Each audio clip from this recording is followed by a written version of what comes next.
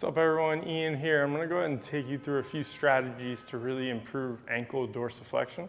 So the first one that I want to talk about is the use of a banded distraction. For anybody that's new to the idea of using banded distractions, it's essentially the idea of using the passive strength of the band to pull you into a position that you normally couldn't get to.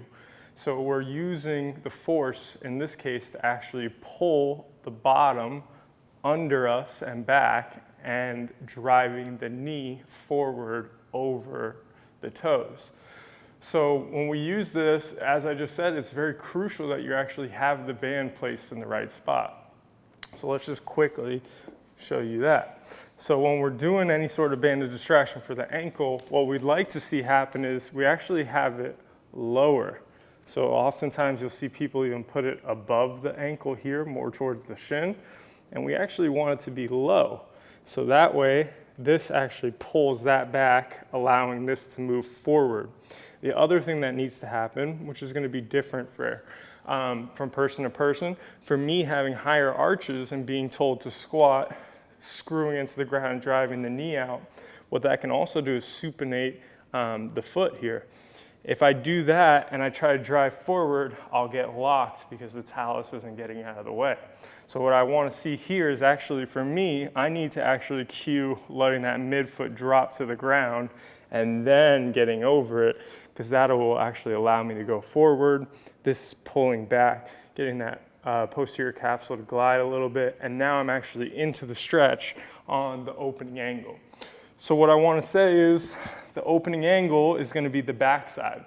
If you don't feel that backside stretching, whether it's the heel, even the bottom of the foot, the Achilles maybe you feel soleus, gastroc, basically all the way up the back of the calf, and you feel nothing here, but you feel the pinch in the front, you're going to need the banded distraction, if not manual therapy, to really get into that. If you can position yourself in those different ways like I just did to find where my line of tension is and actually get into the stretch, then that's great. And the band will help pull you back so you can get into that. Now, if I had a flatter foot, maybe it makes sense if I'm collapsed inward to actually get a little bit of that supination or screwing into the ground to get into it. The key point here is that everybody's different, especially when we're talking about the feet. So finding the cue that works for you within the guidelines of feeling the right sensation and getting the right movement is what we want here. Now, once you do find a way to really get that to work for you with the band low enough, we could even have it pulled downward more by doing this. So now I can drive into it here. There's going to be a difference between my leg being locked out. So straight leg is going to get more into gastroc. Bent knee is going to get more into the soleus, so lower in the calf is soleus, higher is going to be straight leg.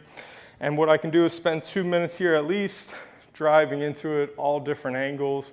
I could get all the way over and just hold a nice little passive here. I could go through my whole entire thing of PAILs and RAILs here if I wanted to. It's up to you, whatever works the best. One more kind of thing, I could totally change the angle. So now it's pulling back in that direction. And for me, does that make a lot of sense? Yes, big light bulb moment in the journey for me. So as that pulls in that direction, it's actually gonna not only pull that back and create space, now I can get a little bit further, but it's also gonna get me to drop that midfoot to the ground a little bit and get a little bit better clearance in the front. So never feel anything in the front pinching. You can spend time in different angles, driving, can do the whole entire PAILs and RAILs. And lastly, if I do take a band and I get the strongest one in there, and the whole entire time I'm just firing everything in my body just to hold on, chances are the distraction's not really working out and you're actually putting load on something that's even just gonna lock you up because it doesn't feel stable to fight the band. So there is a sweet spot. For me, I like to start off with the lightest band, maybe 1 or 2 heavier than this would be okay. If you get the biggest band possible on an ankle joint, not a hip, then it's probably gonna be a little too much. You might end up fighting it. So that's gonna be how we're gonna really get after opening up the ankle using a banded distraction. And we'll go ahead and show you guys how to implement all the other strategies that would follow this.